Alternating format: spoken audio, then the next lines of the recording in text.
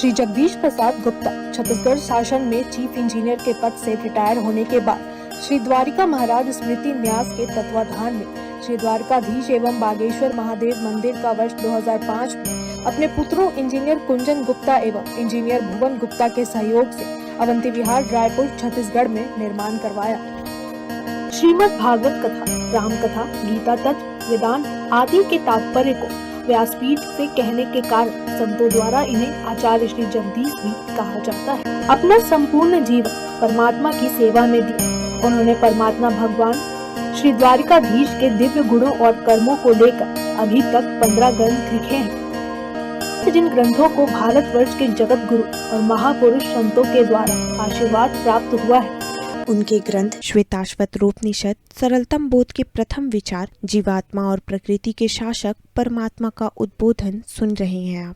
श्वेताश्वत रूपनिषद, सरलतम बोध का उद्बोधन सुन रहे हैं आप। भक्त वत्सल कृपण वत्सल शरणागत सुर भगवान श्री द्वारकाधीश महाराज की जय। माने जहाँ सुख दुख में मिलकर रहते हैं, पुनः कहते हैं मैं सुख दुख साक्षी भाष्य है, साक्षी इनको प्रकाशित करता है, साक्षी इनको प्रकाशित करता है, साक्षी के कारण ये भासता है, आत्मा के कारण ये भासता है, चेतन सत्ता के कारण ये भासता है। और तो जड़ है, यह क्या है? आभास भाष्य पदार्थ है। अब साक्षी कौन है? स्वयं हम हैं साक्षी, स्वयं प्रकाश, सुख दुख से बिल्कुल न्यारे। तो हमें पदार्थ भाष्य में कौन फंसाता है कि हम कभी स्वयं को सुखी और कभी दुखी अनुभव करते हैं? अरे पदार्थ दुख रूप होता है, पदार्थ सुख रूप होता है, पदार्थ होता है दुख रूप और सुख रूप, हम नहीं होते सुख और दुख रूप, पदार्थ होता है सुख रूप। हमारे मन का नहीं हुआ पदार्थ तो सुख दुख रूप हो गया, हमारे मन का ये हो गया सुख रूप हो गया, तो पदार्थ में सुख दुख का भाव है। दृश्य सुख दुख रूप में होता है, दृश्य की सुख रूप में दृश्य होता है, दृश्य दुख रूप में होता है। कितना बुरा दिखाई पड़ रहा है, कितना सुंदर दिखाई पड़ रहा है। हम इसके परे हैं क्योंकि हम स्वयं साक्षी हैं, हम सबके साक्षी हैं, सुख के भी साक्षी, बुरे हम दुख के भी साक्षी हैं, अच्छे अच्छे सुख के, बुरे बुरे दुख के, दुख से और जितना बड़ा दुख हो सबके साक्षी हैं हम गंदगी के साक्षी हैं, पानी के साक्षी हैं, हम बाढ़ के साक्षी हैं, वर्षा के साक्षी हैं हम, और सुख दुख की अनुभूति साक्षी भाव से बस हम अपने को सुखी दुखी मान भर रहे हैं। वास्तव में हमारे साथ सुख दुख का कोई संबंध नहीं है, क्योंकि हम पदार्थ नहीं हैं, हम पदार्थ से परे चिन्मय सत्य हैं। हम पार्थिव नहीं हैं, हम पार्थिव स्वरूप से परे हैं। हम सुखी दुखी नहीं, बिना सुखी दुखी हुए भी अपने को सुखी दुखी मानते हैं। यही हमारा अज्ञान है, यही हमारा क्लेश है। इसीलिए वेदांत है, इसीलिए सिखाया जा रहा है। जिज्ञासु साधकों का ब्रह्म ज्ञान के साथ सत्संग हो रहा है। उन्होंने सत्संग के अंतर्गत ही विचार करके इस बात की स्वीकारोक्ति कर ली कि काल, स्वभाव, नियति, यदृक्षा, भूत, प्रकृति व पुरुष जगत के कारण नहीं हो सकते। क्यों? काल क्या है? काल आज तक किसी की मुट्ठी में नहीं आया। इसी गणना के तरीके हैं। काल माने कल्पना, काल माने कलना, कलना को काल बोलते हैं। दंड, घटी, मुहूर्त, रात, दिन, इस तरह से काल गणना चलती है। यह गणना क्या है? विद्वानों का कहना है कि यदि संसार में कोई चीज नहीं हो तो काल के विभाग का कोई हेतु भी नहीं होगा। संसार में कोई चीज ना हो तो काल के विभाग का हेतु, काल का बंटवारा क्यों करेंगे भैया? सूर्य की गति से, पृथ्वी की गति से इसका हिसाब किया जाता है। ध्यान दीजिए, जिस प्रपंच में ऐसी कोई वस्तु नहीं हो सकती जो चलती ना हो, जो गतिहीन हो, सब चलते रहती है। यदि उसमें परिवर्तन नहीं होगा तो वह दृश्य ही नहीं होगा। यदि उसमें परिवर्तन नहीं होगा तो दृश्य ही नहीं होगा। एक दृश्य आया फिर दूसरा दृश्य आ गया, एक लहर आई फिर दूसरी लहर आ गई। तो लहर ही नहीं है, जैसे वह लहर नहीं है कि एक लहराई उससे लहराई। तो लहरों का स्वभाव ऐसा है कि बदलता रहता है, दृष्टि का स्वभाव ऐसा ही परिवर्तन होते रहता है। इसी परिवर्तन के ज्ञान का जो हेतु है उसको काल बोलते हैं। अरे अभी तो ऐसी दिख रही थी, अब ऐसी दिख रही है, अभी तो ऐसा दिख रहा था, अब ऐसा दिख रहा है। इस काल, इस दृश्य या इस रूप के परिवर्तन की गणना के लिए काल है, काल विभाजन है। दूसरे शब्दों में काल माने क्रम की संविद। समझिए कि हमने 4 बार रामट राम बोला, माने राम राम राम। तो पहला राम, फिर दूसरा राम, फिर तीसरा राम और फिर चौथा राम। यह राम 4 बार गिनना पड़ा कि नहीं? तो इन चारों में पहला, दूसरा, तीसरा आगे पीछे क्रम होने का जो ज्ञान है, क्रम के ज्ञान का जो हेतु है, क्रम की संवित, उसको काल कहते हैं। क्रम के आगे पीछे का जो ज्ञान उसको काल कहते हैं। काल जगत की उत्पत्ति का कारण, इसलिए अभी तुमने काल राम कहा, कुछ देर के बाद दूसरा राम कहा, तो इस क्रम की संवित को काल कहते हैं। काल जगत की उत्पत्ति का कारण इसलिए नहीं हो सकता कि पहले कोई चीज होने और फिर उसकी उत्पत्ति में क्रम हो, कि पहला संसार, दूसरा संसार आदि, माने इसमें नाम रूप का प्रपंच ही नहीं है। तो काल के कारण होने की सिद्ध हो ही नहीं सकती। आज तो काल सृष्टि का कारण नहीं हो सकता। काल जगत की उत्पत्ति कारण इसलिए नहीं हो सकता, समझिए, कि पहले कोई चीज होने और फिर उसकी उत्पत्ति में क्रम हो, कि पहला संसार, फिर दूसरा संसार आदि आदि, माने इसमें नाम रूप का प्रपंच ही नहीं है। तो काल के कारण होने सिद्ध ही नहीं हो सकती। ध्यान दीजिए, जैसा था वैसे चल रहा है। तो स्वभाव वस्तु, अब स्वभाव के लीजिए, स्वभाव वस्तु का होता है, स्वभाव वस्तु का होता है, माने एक अग्नि गर्म है, उष्णता उसका स्वभाव है, जल का स्वभाव द्रवता है।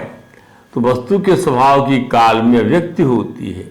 वस्तु के स्वभाव की काल में, कुछ पहले बर्फ था, पानी हो गया, काल में वो स्वभाव कभी प्रकट होता है और कभी वो स्वभाव हो जाता है, पानी का स्वभाव भाप बन गया पानी। तो क्या मान लें कि स्वभाव से सृष्टि होती है और स्वभाव में कोई नियम है कि नहीं? नहीं, नियम भी इसी का कालानुसार सृष्टि होती हो तो उसमें भी नियम है, नियति। अब नियति भी ले लीजिए, यह नियम ही तो है, ऋतु आने पर फल फूल लगते हैं, स्त्री पुरुष है, परंतु ऋतु काल में ही गर्भाधान होगा। तो ये स्थिति है, परंतु भगवान शंकराचार्य ने नियति शब्द का अर्थ किया है कि तत् कर्म का जो फल निश्चित है उसी को नियति कहते हैं। पाप का फल दुख, अपुण्य का फल सुख, यही नियति है। सदलोग बताते हैं कि धर्म की विधि नियम है और अधर्म का निषेध नियम है। धर्म की विधि नियम है और अधर्म का निषेध भी, परंतु कहीं नियम का अपवाद हुआ तो पानी तो जब बरसता है तो सब जगह गीला क्यों नहीं होता? कहीं तो रोज वर्षा होगी, परंतु कहीं होगी और कहीं नहीं होगी। इस आकस्मिकता को यदीक्षा कहा जाता है। अब कई बातें अकस्मात हो जाती हैं तो क्या कहा जाए? अरे आज समय मृत्यु हो गई, उसकी क्या कहा जाए? यही यदीक्षा है। इस प्रकार की यदीक्षा सृष्टि कह सकते हैं। इस प्रकार इसे यदीक्षा सृष्टि कह सकते हैं। मन नियम से परे अपवाद रूप सृष्टि ये बन गई। सोचिए, भूतानि योनि, कोई कहते हैं 5 भूतों से सृष्टि हुई है, इसमें मतभेद है। कोई कहते हैं 5 महाभूतों से नहीं 4 से हुई है, कोई कहता है 3 से हुई है, कोई कहते हैं जिनसे भूतोत्पत्ति हुई है उनकी योनि जो है वो प्रकृति है, वही सृष्टि है। तो पुरुष, किसी ने कहा कि वो जो विज्ञान आत्मा है वो मन वाला है, बुद्धि वाला है, एक जीवात्मा है, वो अपने संकल्प के अनुसार सृष्टि बनाता है। कोई इस पुरुष को हिरण्यगर्भ कहते हैं, क्योंकि सृष्टि का कारण कहीं कोई साधारण जीव तो देखने में आता नहीं, इसलिए पुरुषट शब्द का अर्थ हिरण्यगर्भ होना चाहिए, वही आदि जय है। संयोग ऐसा तु काल स्वभाव नियति यदीक्षा भूत योनि पुरुष, सभी पर विचार करने के बाद यह अथवा ये अलग अलग तो क्या सब मिलकर भी कारण जगत के कारण नहीं हो सकते। सब मिलकर भी कारण जगत कारण नहीं हो सकते। अब आइए आत्मभावात् शब्द पर बात करते हैं। तो क्या हो गया? किम कारणम ब्रह्म कुता इसो जाता जीवाम केन कुता संप्रतिष्ठा अधिष्ठा केन सुखे तरेषु वर्तामय विदो व्यवस्थाम। अब आया आत्मभावात्। काला स्वभावो नेत्र दीक्षा भूतानि योनि पुरुष चिंत्या संयोगेशाम न तो आत्मभावात् न तो आत्मभावात्। आत्मा अपि सुख दुख हेतु। अब आइए, आत्मा की सत्ता शुद्ध है, अनेक को जानने वाला एक होता है। भगवान कहते हैं अनेक को जान। भगवान ने कहा उद्धव से क्या? ये कहा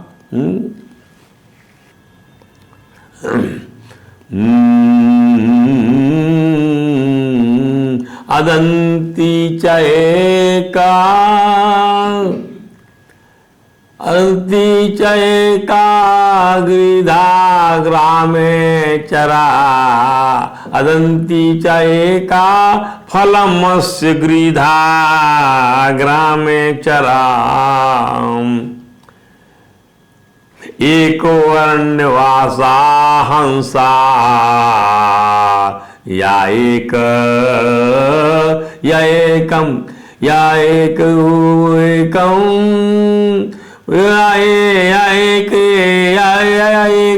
बहुरूपम मायामयम वेद सा वेद वेदम। क्या कहा उद्धव को भगवान ने?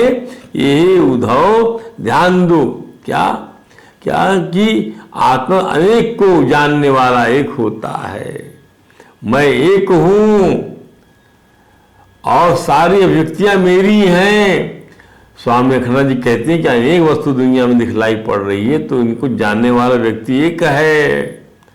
कई बार भगवान ने कहा अयम जीवो त्रिवेगाब्जयोनि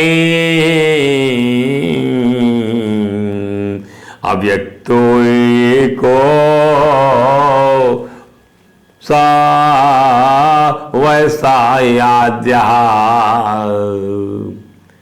वह एक है, विश्लिष्ट शक्ति बहुधैव भाति। अपनी माया शक्ति से बहुत ता लग रहा है वो। ध्यान दीजिए। बीजानि योनि प्रतिपदे, जैसे बीज जो है कारण है सबका, पर है वह एक। उससे ही से फूल है, उसी से फल है, उसी से तना है, सब कुछ है। तो संसार भी वृक्ष ही तो है, पुरातन वृक्ष है। तो उसको जानने वाला व्यक्ति एक है। किसको?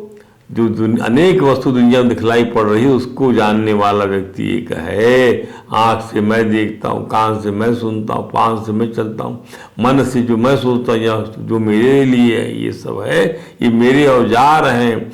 मंत्री कर्मचारी, भगवान ने इसको समझा दिया है। पहले इस मंत्र को समझ ले, फिर विस्तार करेंगे। मंत्री कर्मचारी जो होते हैं वो तंत्र के लिए होते हैं, शासन के लिए होते हैं।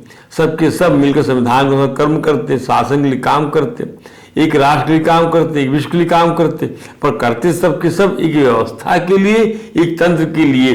बहुत सी चीजें मिलकर एक के लिए काम करती है।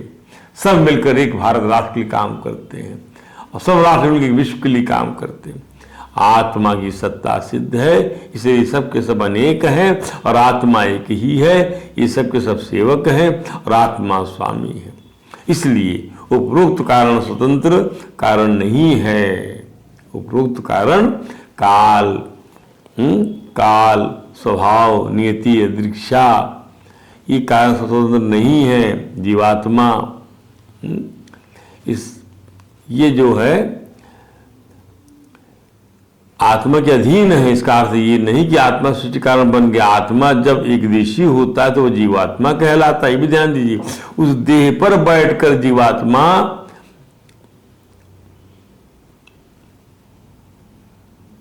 मैं कहकर अपने सृष्टि बनाने वाला मान भी ले तो दोनों बात एक साथ नहीं चलने वाली, क्योंकि एक शरीर का अभिमानी और एक शरीर को मैं मानने वाला। ध्यान दीजिए। एक जो है फल भोग रहा है और एक जो है हंस है, अरण्यवासी है, वो केवल देख रहा है उसको, साक्षी भाव है उसका। तो जो अभिमानी शरीर का है और शरीर को मैं मानने वाला, ये सृष्टि बनाने वाला नहीं है।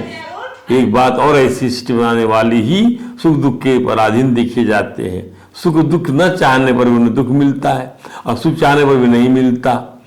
ध्यान दीजिए, कोई कोई बेटा चाहता है, कोई बेटा नहीं मिलता। यदि ये जीव सृष्टि बनाने में सदस्य होते तो दुख तो बिल्कुल ही नहीं बनाते। इसी से मालूम पड़ता है कि इनको कर्म फल देने के लिए किसी और ने आत्मा के सिवाय, जीव के सिवाय किसी और ने सृष्टि बनाई है। इसलिए ये जीवात्मा ईश नहीं है, अनीश है। जिज्ञासुओं ने जीवात्मा को सुख दुख का हेतु बताते हुए अनीशा कहा है। इसलिए जीव में सृष्टि बनाने का, आत्मा में सृष्टि बनाने का सामर्थ्य नहीं है, वह असमर्थ है। बेचारा सुख दुख भोगने में हेतु बना हुआ है। इस पर जिज्ञासुओं के सामने यही विषय वस्तु ब्रह्म चर्चा की किंवावरी श्रीमन नारायण के सत्संग की तीव्र इच्छा से उत्पन्न हुई कि जब आत्मा सृष्टि बना नहीं सकता, संयोग सृष्टि बना नहीं सकता, विज्ञानात्मा पुरुष माने जीवात्मा सृष्टि नहीं बना सकता, प्रकृति सृष्टि बना नहीं सकती, महाभूत सृष्टि बना नहीं सकते, आकस्मिक घटनाएं माने दीक्षा सृष्टि बना नहीं सकती, नियति स्वभाव काल भी सृष्टि नहीं बना नहीं सकते। जैसा कि हमने समझा, तो जिज्ञासुओं के मंत्रों से उनके पर विचार विमर्श को हम समझा, तो उन्होंने ब्रह्म की जानने वाले समझ रखा। तब सृष्टि की सृजन का कारण जानने के लिए स्वमेव ब्रह्म चर्चा वेदांत श्रवण के लिए उन्हें अग्रसर होना पड़ा। आपको वेदांत में आना पड़ेगा। भागवत जी में, ये भागवत जी शुरुआत ही इसी से होती है कि सृष्टि बनी कैसे। यही ब्रह्म चर्चा परमात्म चर्चा और इस हेतु ध्यान योग के आश्रय से उन्होंने संसार चक्र ब्रह्म चक्र को समझते हुए परमात्मा के स्वरूप को जानकर उसका वर्णन करते करते ब्रह्म रस में डूबते चले गए और श्वेता सुतर उपनिषद जैसे अनुपम वेदांत का कलेवर निर्मित हो गया। ते ध्यान योगानुगता पश्चिम, जब जिज्ञासु महात्माओं ने ब्रह्म का चिंतन प्रारंभ किया तो अंतःकरण शुद्ध होने की अवस्था उपलब्ध हो गई।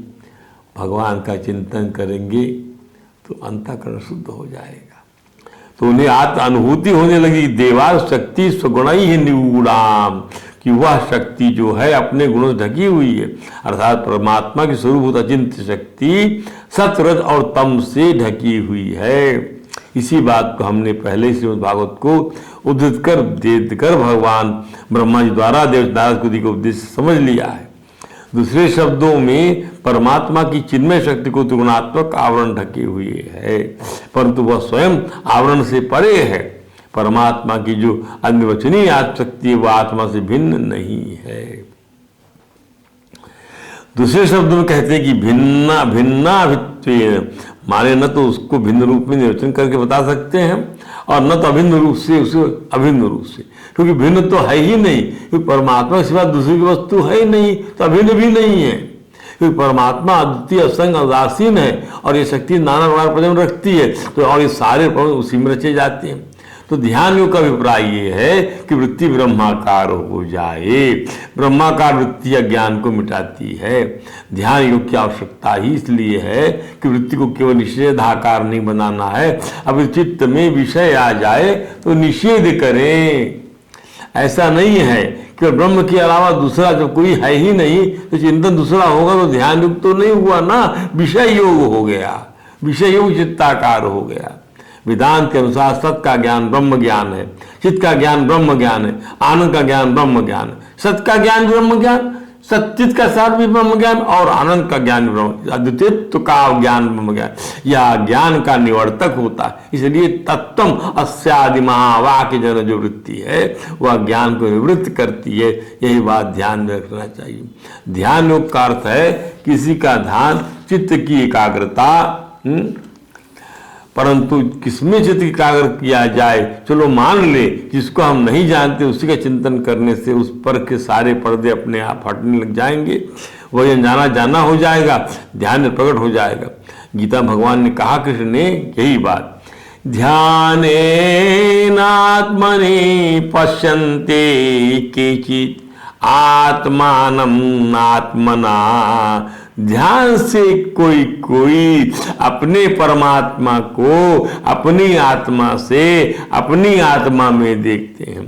अन्य सांख्येन, और अन्य लोग सांख्य के द्वारा, योग के द्वारा, योगेन कर्म योगेन चा परे, परमात्मा सगुण साकार है, निर्गुण निराकार है। इस प्रकार इस अनंत के अनेक आकार पर है वह एक। अब उसके ध्यान में साधक अपनी रुचि के अनुसार, श्रद्धा विश्वास योग्यता के अनुसार परमात्मा का अनुभव करे, कोई आपत्ति नहीं है। ध्यान दीजिए।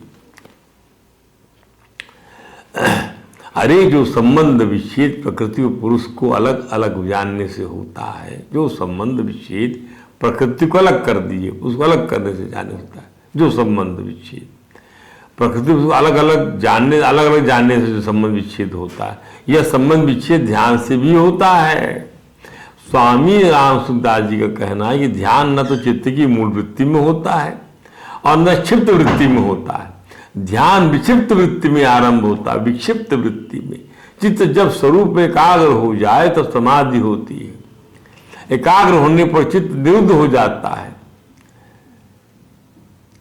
ध्यान विक्षिप्त वृत्ति में आरंभ होता है। जब चारों तरफ से विक्षिप्त है चित्त आपका, तब उससे ध्यान होता है।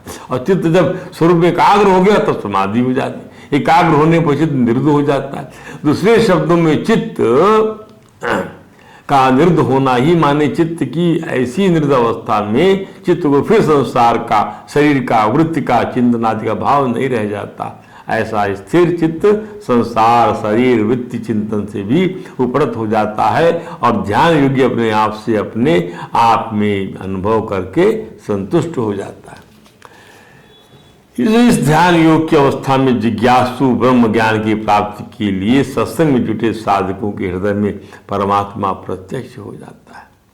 किस प्रकार वह परमात्मा प्रत्यक्ष अनुभव करता है तो श्रुति बतलाती है, सगुण ही निगुणाम देवात शक्तिम अपश्यन, मैंने अपने गुणों से ढकी हुई परमात्मा देव की स्वरूपभूत अचिंत शक्ति का साक्षात्कार किया उन लोगों ने ध्यान करके। स्वामी अखंडानंद जी महाराज ने बताया कि देवार शक्ति शब्द में तीन शब्दों का मेल है। देव माने ईश्वर, आत्मा माने जीव और शक्ति माने प्रकृति। तो ये तीनों दिन में अध्यस्त हैं उस परमात्मा को, जैसे जीव अध्यस्त है, आत्मा अध्यस्त है और प्रकृति अध्यस्त है। माने परमात्मा का उन्हें ज्ञान हुआ। दूसरे शब्दों में उन्हें परमात्मा का दर्शन हुआ कि वही समष्टि की उपाधि से ईश्वर है, व्यष्टि की उपाधि से जीव है और केवल उपाधि रूप से प्रकृति है। ध्यान दीजिए, वही समष्टि की उपाधि से ईश्वर है, वही व्यष्टि की उपाधि शरीर में है तो जीव है, और वही केवल उपाधि रूप से प्रकृति। इन तीनों का एक करने पर वेदांत का जानकार कोई उपहित को मानते हैं, कोई अविच्छिन्न को मानते हैं, कोई बिंब को मानते हैं, कोई प्रतिबिंब को मानते हैं, कोई आभास को मानते हैं। ये मतवाद जो है ये वेदांतों में भिन्न भिन्न दृष्टि से एक ही परमात्मा को समझाने के लिए आया है, परंतु उनका मतवाद से कोई संबंध नहीं है। तो जिज्ञासु ज्ञानियों को परमात्मा ज्ञान इस रूप में अनुभूत हुआ। ध्यान दीजिएगा, यह जब ब्रह्म ज्ञान की जिज्ञासु गणों की ध्यान करने से वृत्ति ब्रह्माकार हो गई तो उन्होंने परमात्मा जिस माया शक्ति का दर्शन किया, ब्रह्म ज्ञानी उसका स्वरूप बतलाते हुए कहते हैं कि वह उस परमाशक्ति का स्वरूप है, वह निसत्वा होती है, अर्थात परमात्मा की दृष्टि से वह कुछ नहीं है, परंतु कार्य गम्या होती है। यह जो माया का कार्य प्रपंच में दिखाई पड़ रहा है उससे उसकी सिद्धि होती है, अर्थात निसत्वा कार्यगम्या और ज्ञान निवृत्त, केवल ज्ञान से निवृत्त होने वाली अनादि भाव रूपा और अनिर्वचनीय। इस प्रकार ये 5 लक्षणों वाली परमात्मा की शक्ति। पहला क्या लक्षण है उस शक्ति का कि वह निसत्वा है, अर्थात परमात्मा की दृष्टि से कुछ भी नहीं है, कुछ भी नहीं है, नगण्य है। और कार्यगम्मा होती माने ये जो माया का कार्य प्रपंच दिखाई पड़ रहा है उसकी इसी से उसकी सिद्धि होती है, किसकी? परमात्मा की, उस शक्ति की, माया शक्ति। और क्या है? ज्ञान निवृत्त, केवल ज्ञान से निवृत्त होने वाली है ये माया शक्ति। और क्या है? अनादि भाव रूपा है, और अनादि भाव रूपा है। ध्यान दीजिए। और अनिर्वचनीय, इसको भी अनिर्वचनीय बोलेंगे। ये भी अनादि है प्रकृति। तो यह अनिर्वचनीय माया शक्ति को उस ब्रह्म ज्ञान की जिज्ञासा में ध्यान देखा। अब देखिए ध्यान से, देखा तो गुण ही निर्गुणाम, यह शब्द स्पर्श रूप रस गंध आदि गुण हैं और ज्ञान इंद्रियों से ही इनका ज्ञान होता है। आदि गुण है और ज्ञान इंद्रियों से इनका ज्ञान होता है, इन विषयों का। और मन बुद्धि ज्ञान के अंतर्गत है। इस प्रकार ये सूत्र है, गुण है। और आत्मा विशुद्ध ज्ञान स्वरूप है। जागृत में सत्वगुण, स्वप्न में रजोगुण और सुषुप्ति में तमोगुण, एक ही ज्ञान शक्ति तीन अवस्थाओं में उन गुणों से छिपी रहती है। एक ही ज्ञान शक्ति तीन अवस्थाओं में, एक ज्ञान शक्ति जागृत में सत्वगुण छिपी हुई है, स्वप्न में रजोगुण से और सुषुप्ति में तमोगुण छिपी हुई है। सगुण ही है निगुणाम। ये कहा ना, उन्होंने क्या देखा? ते ध्यान योगा, ते ध्यान योगा अपश्यन देवात्म शक्ति। ज्ञान निवृत्ति शक्ति, ध्यान दीजिए भगवान की। स्वगुणय निगुणाम यह कारणान निखिलानि तानि कालात्मनि युक्तानि दिष्टते कहा। एक तो कैसे हुआ? तो हम ही इन अवस्थाओं को जानते हैं तीन। कैसे? तो कौन बोले? तत्त उपाधि से जागृत का ज्ञान हुआ, सुषुप्ति का ज्ञान हुआ, स्वप्न का ज्ञान हुआ। किसको हुआ? मैं को सुषुप्ति का ज्ञान हुआ, मैं को स्वप्न हुआ और मैं को ही जागृत का ज्ञान हुआ। एक मैं अनेक ज्ञान कैसे प्राप्त करता है? बोले माया से। एक मैं अनेक ज्ञान कैसे प्राप्त करता है? बोले माया से। एक ब्रह्मज्ञानी संत ने कहा, सगुण निर्गुणाम को यूं समझा जाए कि माया में वही फंसता है जो हुस्न परस्ती का कायल है, और इसने माया को अपनी कुदरत और अपना जलवा समझा है, वह माया की जड़ में पहुंच गया है। इसमें एक शेर भी कहा गया है, जब मेरी ही कुदरत मेरा ही जलवा तब हुस्न परस्ती कौन करे। मेरी तो हुस्न परस्ती, तुम क्या हो?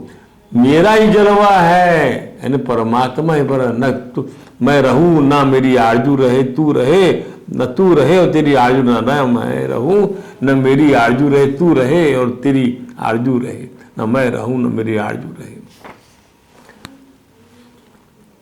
यह माया इतनी रूपवती है, कौन फंसे उसी खूबसूरती में? जलवा तो उस मालिक का, इसका थोड़ी है। इसे परमात्मा अदा समझो। इसी के नखरे हैं ये सब, कहीं शब्द बनकर, कहीं स्पर्श बनकर, कहीं रस बनकर, कहीं रूप बनकर, कहीं गंध बनकर इतने नखरे कर रहा है परमात्मा कि जो देखता है, जहाँ देखता है वहीं मुग्ध हो जाता है।